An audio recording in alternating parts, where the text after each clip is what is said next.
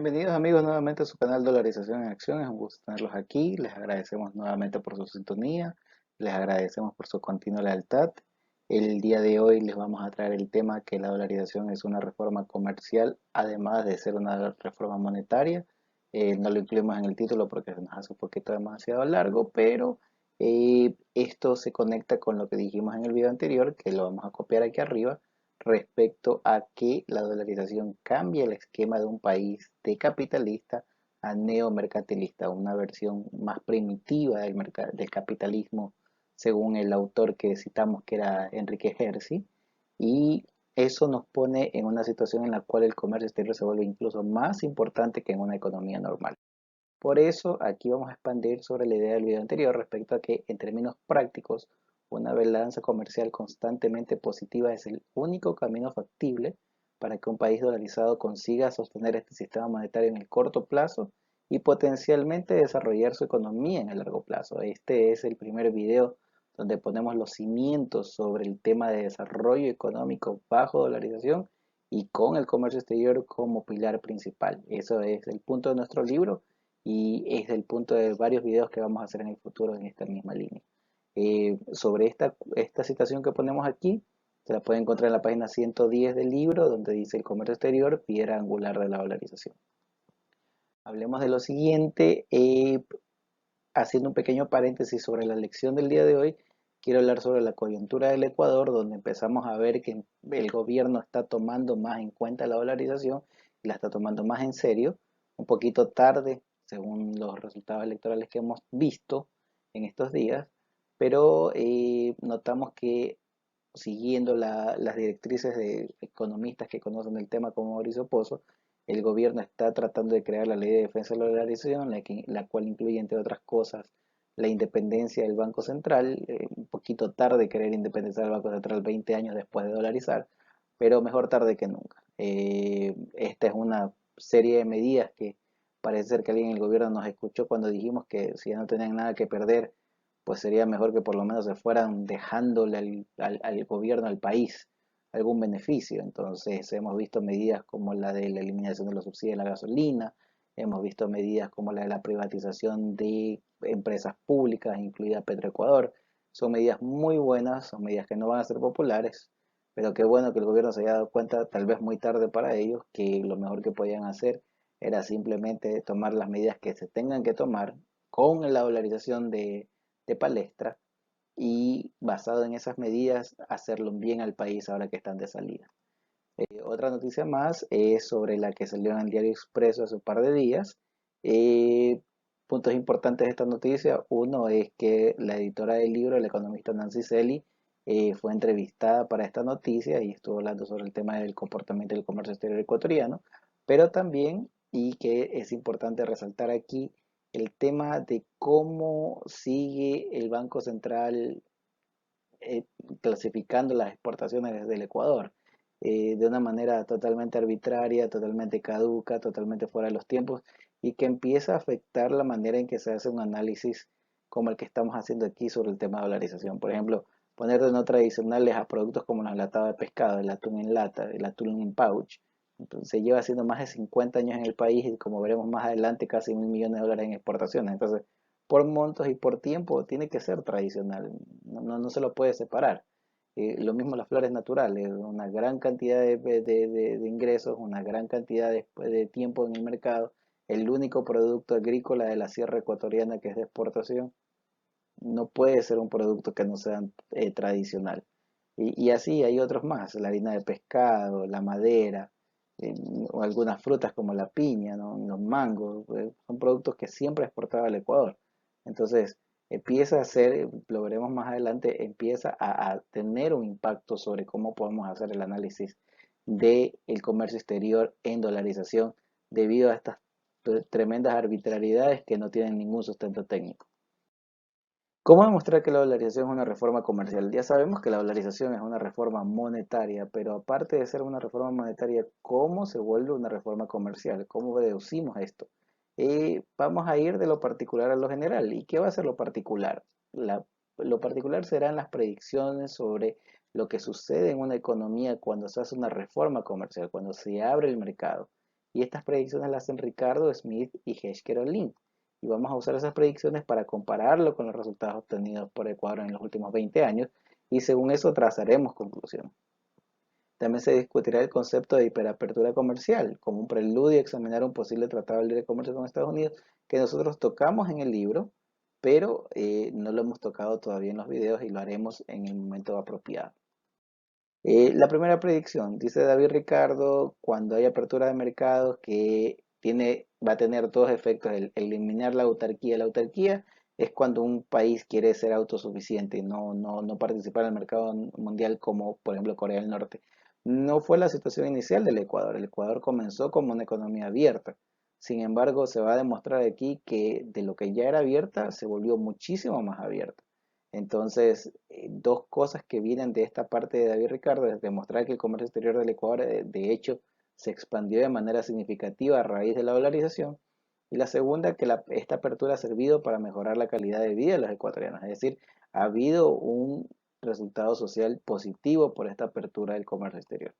Entonces, veamos lo que sucedió. Vemos que las exportaciones antes de la dolarización tuvieron un crecimiento en los 20 años anteriores del 77%, después de la dolarización del 340%, las importaciones de hecho eran menos que las exportaciones, al 73,77, las importaciones en la época de dolarización, exactamente en forma coherente con lo que sucede en dolarización, aumentaron de una manera muy significativa, un 550%, exceptuando en el último año por el tema de la pandemia.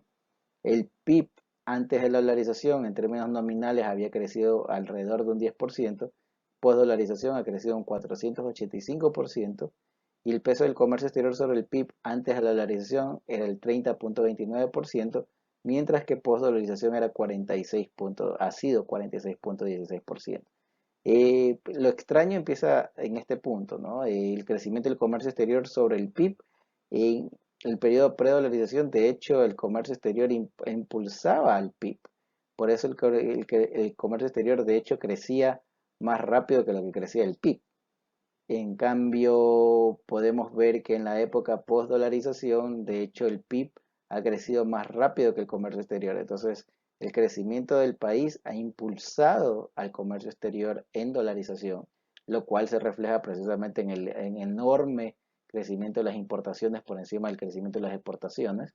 Y ahorita es lo que en economía se llama una variable líder y una variable seguidora. Antes de la dolarización, realmente el líder era el comercio exterior y el PIB, el crecimiento del PIB era la variable que le seguía.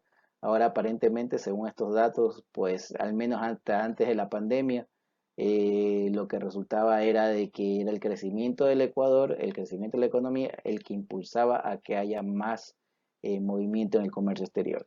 Y el resultado de eso ha sido que la balanza comercial promedio del Ecuador en el periodo post-dolarización es eminentemente negativa, cuando pre-dolarización realmente se mantuvo muy cerca de estar equilibrada. Eso lo podemos ver en estos gráficos de aquí, donde más o menos podemos ver una línea de balanza comercial de entre el 86 al 99, que era más o menos estable, de hecho era ligeramente positivo. Mientras lo que ha sucedido del 2000 al 2019 ha sido lo opuesto.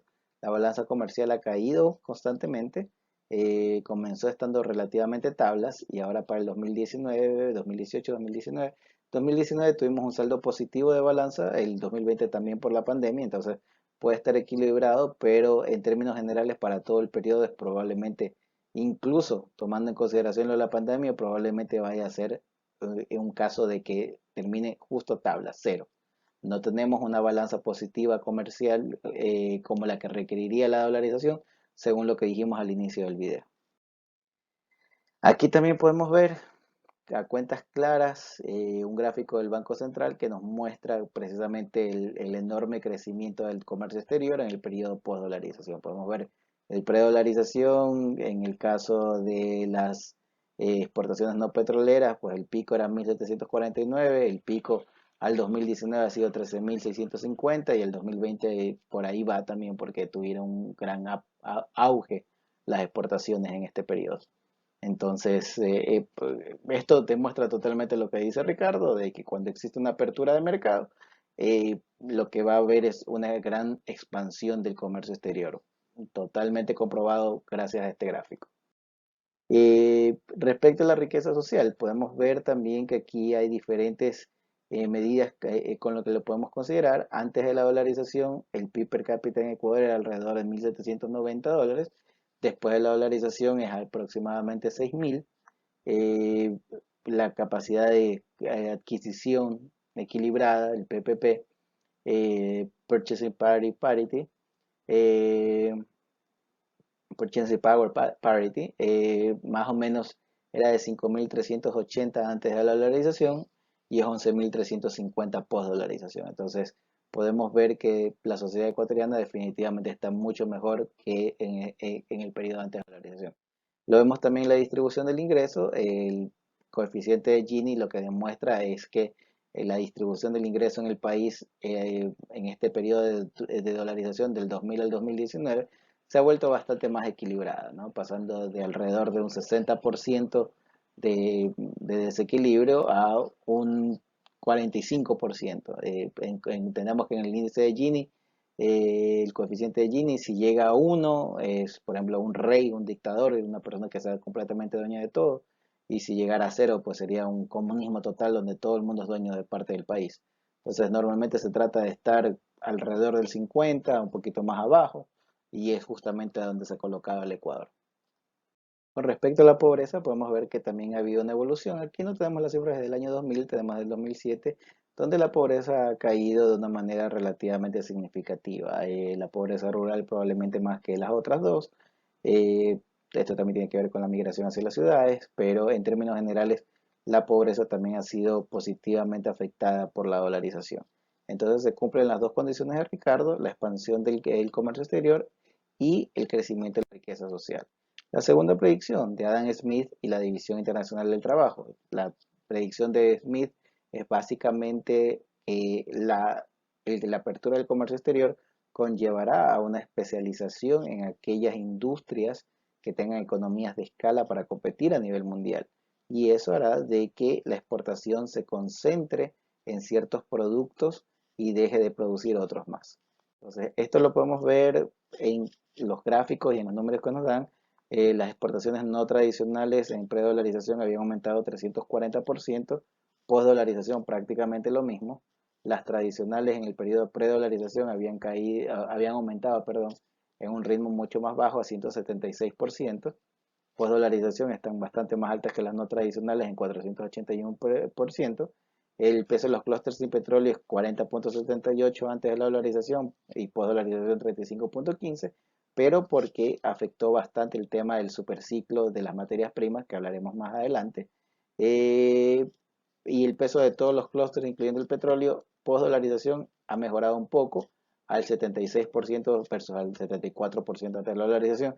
Sin embargo, quiero insistir en decir de que estas cifras están trastocadas por la mala manera en la que el Banco Central reporta estos rubros. Hay muchas cifras que deberían estar del lado de los tradicionales y que harían una enorme diferencia porque predolarización no tenían mayor impacto como las flores y postdolarización, si pusiéramos de tradicionales al atún, pusiéramos de tradicionales a la lata, a los enlatados, a la madera, a todo lo demás, pues sería bastante más directa la comparación, más significativa la diferencia. Este gráfico muestra a claras lo que estamos diciendo aquí. Podemos ver cómo las exportaciones tradicionales han simplemente despegado sin ninguna pausa después de la dolarización, lo cual es completamente acorde con lo que decía Smith de especialización, división internacional de trabajo y especialización en aquellas industrias en las que vas a tener economías de escala. Y pues, al mismo tiempo se empiezan a perder industrias en las que no hay economía de escala. Calzado alguna vez fue una exportación del Ecuador, ya no exportábamos los textiles, siguen cayendo, y hay otra serie de productos que simplemente no tienen cabida dentro de un esquema de dolarización, porque es necesario tener una economía de escala que permita competir a nivel mundial. Caso contrario, el resultado es como lo que vemos en la línea roja, que empiezan a irse para abajo. La tercera predicción, Hershey Kerolin, prácticamente nos dicen qué es lo que va a exportar el Ecuador. Entonces, no es que simplemente han habido tres o cuatro productos que han surgido y que Ecuador ha logrado explotarlos en dolarización. Simplemente es el tema de cuáles son las dotaciones iniciales de un país. En ese sentido, hemos exportado más de agricultura, como el banano, como las flores, la minería, como el petróleo, ahora el cobre y el mar, el pesca, el atún, el camarón, etcétera, etcétera. Entonces, al mismo tiempo, esta teoría desnuda lo que al Ecuador le falta en su desarrollo económico. Ninguna industria basada en el uso intensivo de capital humano ni de ninguna clase de tecnología, demostrando la carencia que de este recurso tiene el país. Entonces, esto lo pueden leer las personas que tengan el libro en la sección 3.13.3, la especialización de las exportaciones en clústeres tipo Hedge-Carolyn, en la página 159. ¿Ha sucedido esto en Ecuador? Sí, lo podemos ver aquí claramente. Estas son las exportaciones no tradicionales del Ecuador. Ni siquiera vamos a hablar de la parte del petróleo. Pero aquí podemos ver a claras que básicamente lo que el Ecuador exporta es lo que le sobra. Camarón, banano, cacao, atún, café, enlatados, flores, madera, frutas. No hay nada aquí que sea tecnológicamente avanzado ni que necesite mayor capital humano. Esa es la realidad del país. El país se sigue concentrando en industrias extractivas, en industrias de muy poca profundidad. Ya hablaremos en un video más adelante sobre el tema de la complejidad económica y cómo esto en realidad son malas noticias para el Ecuador desde muchos puntos de vista. Eh, Aquí simplemente para resaltar el tema, y aquí yo he rearreglado un poquito los clústeres como deberían de ser. Aquí le incluye los flores y en las enlatadas del atún, por ejemplo, aceite y extractos vegetales. Entonces podemos ver que entre estas 9 industrias componen el 91% de las exportaciones no petroleras del Ecuador en el 2019. Entonces podemos darnos cuenta de que estamos muy concentrados. Simplemente para darles una idea a las personas que estén viendo este video, a las personas que nos estén escuchando, yo actualmente me encuentro dándole una consultoría a una empresa importadora y esta empresa solita importa 15.000 productos.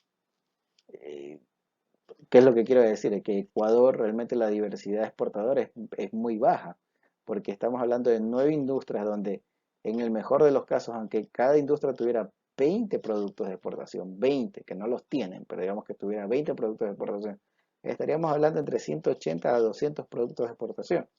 Y yo estoy hablando de que un solo almacén puede traer una variedad de 15.000. Entonces, estamos estamos totalmente sesgados, estamos totalmente retrasados en ese sentido y va a ser una situación que cause que no sea posible mantener una balanza comercial positiva de forma constante en el largo plazo para sostener el esquema de dolarización y probablemente, o mejor dicho, incluso peor, tratar de generar desarrollo para el país.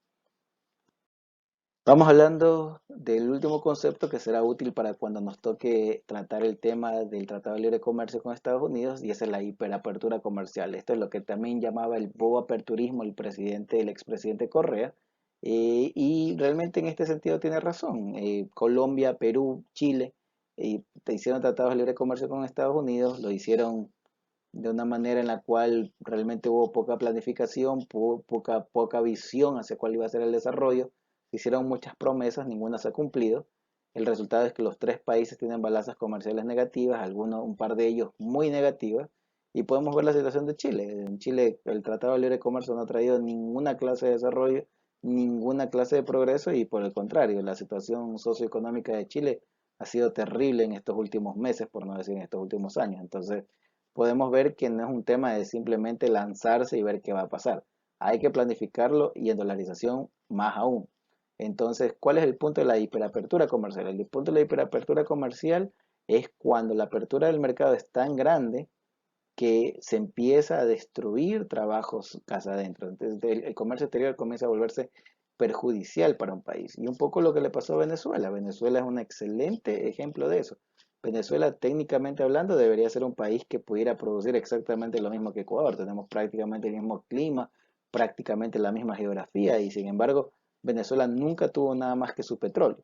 Por ahí, unas cuestiones artísticas tal vez, pero realmente la única industria generadora de ingresos en Venezuela era la industria petrolera. Cuando el petróleo cayó por mal manejo, por el mercado, por lo que sea, el resultado fue la catástrofe que vemos en Venezuela, porque no había, aquí las 9 industrias que tenemos es poco, es malo que sean tan pocas, es malo que tengan tan poca diversidad desde el punto de vista productivo, pero al mismo tiempo por lo menos existen. Entonces, si se cayera el petróleo, por lo menos habrían esas nuevas industrias en las cuales pararse.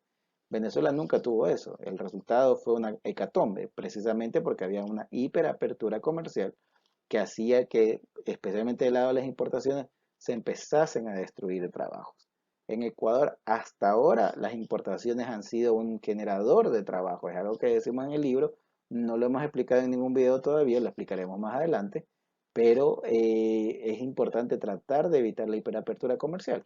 ¿Qué tan cerca hemos estado de eso? Por si acaso, esto lo encuentran en la página 159, también un poco lo de Hedge Caroline. Eh, Esto se mide con una cosa que se llama la curva Laffer del comercio exterior, la cual tiene dos parámetros. Uno en el cual hay hiperapertura comercial si el comercio exterior de un país llega al 124.2% del PIB, o sea, la suma de las exportaciones a las importaciones son más que el PIB del país. Esto sucede en países muy pequeños, países islas o incluso países de economías reducidas como Panamá, El Salvador, etc. Es potencialmente posible que suceda. En este caso no es aplicable para el Ecuador, casi para ningún otro país del planeta, pero el segundo criterio sí, y que es que en el país las importaciones no superen el 33.16% del PIB. Entonces, como veremos en el siguiente gráfico, que lo pueden encontrar en la página 207 del libro, hemos estado bastante cerca de ese límite. En el 2008 lo estuvimos, en el 2010 lo estuvimos, en el 2011 estuvimos más cerca todavía, estuvimos en el 29.05. Miren qué tan cerca estuvimos de ese límite. ¿Por qué? Porque tuvimos el superciclo de las materias primas, el concepto del cual se explica ahí abajo, que es un periodo de alto crecimiento debido a la extraordinaria demanda de las exportaciones primarias de un país o región. En este caso fue la extraordinaria demanda que hubo para Ecuador en el tema de petrolero. Y ahora que se está empezando a exportar cobre también, y que está saliendo y que está surgiendo, y que no considero que se debería poner en la cuestión de no tradicionales, porque no es no tradicional para el Ecuador la minería. Ecuador ha tenido minería por siglos. Ha pasado a la minería del oro, la minería de la plata, la minería del petróleo, porque nosotros decimos que lo ponemos como que exportamos energía, pero no exportamos ninguna energía. Exportamos barriles de petróleo que se han extraído de la tierra y nada más. Entonces, no estamos exportando energía. Entonces, la minería realmente no es nueva por más que el producto cobre sea nuevo. Asumamos que se lo quiera poner en no tradicionales, pero debería haber un periodo límite, 10 años para que esté ahí, o que llegue a 1.000 millones de exportaciones o algo, porque no puede quedarse como no tradicional y que venga alguien y analice esto en el 2250 y que siga siendo no tradicional. Pero el punto es que de repetirse el superciclo de las materias primas, donde hay una fuerte demanda del petróleo y una fuerte demanda del cobre, pudiera hacer que Ecuador alcance ese punto donde haya una hiperapertura comercial y el comercio exterior se torne negativo para el país, empiece a causar perjuicio social al destruir industrias y al destruir comercios y trabajo. Eh, Eso ha sido todo nuestro video por el día de hoy. Como siempre, les agradecemos cualquier comentario, sus likes, sus suscripciones. Y si les gustó, por favor, compártanlo. No se olviden de adquirir el libro en Amazon Kindle. Si tienen Kindle Unlimited, es totalmente gratis para ustedes. Hemos visto que mucha gente ya ha aprovechado esa promoción y le ha ido bajando el libro. Entre más lo tengan, será mejor porque de esa manera le pueden dar seguimiento aquí a los videos que hacemos y que vamos a seguir haciendo durante todo el año. Le agradezco muchísimo por su atención, que tengan un excelente día, hasta la próxima.